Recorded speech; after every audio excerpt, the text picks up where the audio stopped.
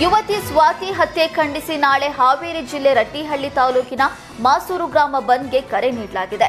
ವಿಶ್ವ ಹಿಂದೂ ಪರಿಷತ್ ಮಾಸೂರು ಬಂದ್ಗೆ ಕರೆ ನೀಡಿದ್ದು ಬಂದ್ ಬೆಂಬಲಿಸುವಂತೆ ಮನವಿ ಮಾಡಿದ್ದಾರೆ. ನಾಳೆ ಬೆಳಗ್ಗೆ 11 ಗಂಟೆಗೆ ಬೃಹತ್ ಪ್ರತಿಭಟನಾ ಮೆರವಣಿಗೆ ನಡೆಸುವುದಕ್ಕೆ ವಿಶ್ವ ಹಿಂದೂ ಪರಿಷತ್ ನಿರ್ಧರಿಸಿದ್ದು ಆರೋಪಿಗಳಿಗೆ ಗಲ್ಲು ಶಿಕ್ಷೆ ನೀಡುವಂತೆ ಒತ್ತಾಯಿಸಲಾಗಿದೆ.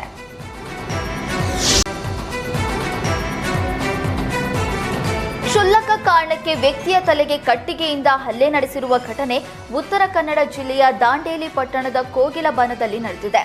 ಕೋಗಿಲಬನದ ನಿವಾಸಿ ಇಬ್ರಾಹಿಂ ಖಾದ್ರಿ ಮೇಲೆ ಅದೇ ಗ್ರಾಮದ ನಿವಾಸಿ ಸಾದಿಕ್ ದಸ್ತಗೀರ್ ಕಟ್ಟಿಗೆಯಿಂದ ಹಲ್ಲೆ ನಡೆಸಿದ್ದಾನೆ. ಗಂಭೀರವಾಗಿ ಗಾಯಗೊಂಡಿರುವ ಇಬ್ರಾಹಿಂ ಖಾದ್ರಿಯನ್ನ ದಾಂಡೇಲಿ ಸರ್ಕಾರಿ ಆಸ್ಪತ್ರೆಗೆ ದಾಖಲಿಸಿ ಚಿಕಿತ್ಸೆ ಕೊಡಿಸಲಾಗಿದೆ. ಘಟನೆ ಸಂಬಂಧ ದಾಂಡೇಲಿ ಪೊಲೀಸ್ ಠಾಣೆಯಲ್ಲಿ ಪ್ರಕರಣ ದಾಖಲಾಗಿದೆ. ಕಲಬುರಗಿ ಜಿಲ್ಲೆಯ ಸೇಡಂ ಠಾಣೆಯಲ್ಲಿ ಪೊಲೀಸರು ಹೋಳಿ ಹಬ್ಬ ಆಚರಿಸಿದ್ದು ವ್ಯಾಪಕ ಟೀಕೆ ವ್ಯಕ್ತವಾಗಿದೆ. ಬಂದೋಬಸ್ತ್ ಕೈಗೊಳ್ಳಬೇಕಾದ ಪೊಲೀಸರೇ ಠಾಣೆಯೊಳಗೆ ಕುಣಿದು ಕುಪ್ಪಳಿಸಿದ್ದಾರೆ. ಯೂನಿಫಾರ್ಮ್ನಲ್ಲಿಯೇ ಪರಸ್ಪರ ಬಣ್ಣ ಎರಚಾಡಿ ಡ್ಯಾನ್ಸ್ ಮಾಡಿದ್ದಾರೆ.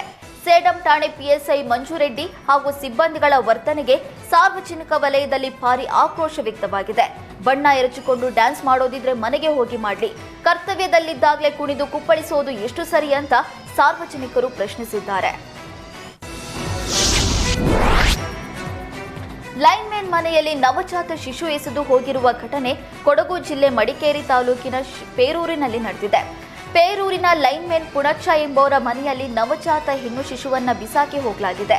ಮನೆಯಲ್ಲಿ ಯಾರೂ ಇಲ್ಲದ ವೇಳೆ ಬಟ್ಟೆಯಲ್ಲಿ ಮಗುವನ್ನ ಸುತ್ತಿ ಬಿಸಾಡಿ ಹೋಗಿದ್ದಾರೆ. ಇರುವೆಗಳು ಕಚ್ಚಿದ ಮಗು ಅಳುವುದಕ್ಕೆ ಆರಂಭಿಸಿದ್ದು ಮಗುವಿನ ಅಳು ಕೇಳಿ ಅಕ್ಕಪಕ್ಕದ ನಿವಾಸಿಗಳು ಮಗುವನ್ನ ರಕ್ಷಿಸಿದ್ದಾರೆ. ಬಳಿಕ ನಾಪೋಕ್ಲು ಸಮುದಾಯ ಆರೋಗ್ಯ ಕೇಂದ್ರದಲ್ಲಿ ಮಗುವಿಗೆ ಪ್ರಥಮ ಚಿಕಿತ್ಸೆ ನೀಡಿ ಮಡಿಕೇರಿ ಜಿಲ್ಲಾಸ್ಪತ್ರೆಗೆ ರವಾನಿಸಲಾಗಿದ್ದು ಘಟನೆ ಸಂಬಂಧ ನಾಪೋಕ್ಲು ಪೊಲೀಸ್ ಠಾಣೆಯಲ್ಲಿ ಪ್ರಕರಣ ದಾಖಲಾಗಿದೆ. ಆಕಸ್ಮಿಕ ಬೆಂಕಿಗೆ ಗುಜರಿ ಗೋದಾಮು ಹೊತ್ತಿ ಉರಿದ ಘಟನೆ ಬೆಂಗಳೂರಿನ ತಿಗಳರಪಾಳ್ಯದಲ್ಲಿ ನಡೆದಿದೆ. ಗುಜರಿ ಗೋಡೌನ್ನಲ್ಲಿ ಇದ್ದಕ್ಕಿದ್ದಂತೆ ಬೆಂಕಿ ಹೊತ್ತಿಕೊಂಡಿದ್ದು ಲಕ್ಷಾಂತರ ಮೌಲ್ಯದ ವಸ್ತುಗಳು ಅಗ್ನಿಗೆ ಆಹುತಿಯಾಗಿದೆ. ಅದೃಷ್ಟವಶಾತ್ ಈ ಘಟನೆಯಲ್ಲಿ ಯಾವುದೇ ಪ್ರಾಣಾಪಾಯ ಉಂಟಾಗಿಲ್ಲ. ವಿಷಯ ತಿಳಿದ ಕೂಡಲೇ ಸ್ಥಳಕ್ಕಾಗಮಿಸಿದ ಸಿಬ್ಬಂದಿ ಬೆಂಕಿ ನಂದಿಸುವಲ್ಲಿ ಯಶಸ್ವಿಯಾಗಿದ್ದಾರೆ. ರಾಜಗೋಪಾಲ ನಗರ ಪೊಲೀಸ್ ಠಾಣಾ ವ್ಯಾಪ್ತಿಯಲ್ಲಿ ಈ ಘಟನೆ ನಡೆದಿದೆ.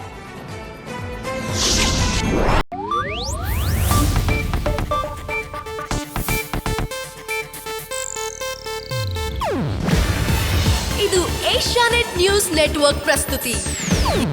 ನೀವು ನೋಡ್ತಿದ್ದೀರಾ ಏಷ್ಯಾನೆಟ್ ಸುವರ್ಣ ನ್ಯೂಸ್.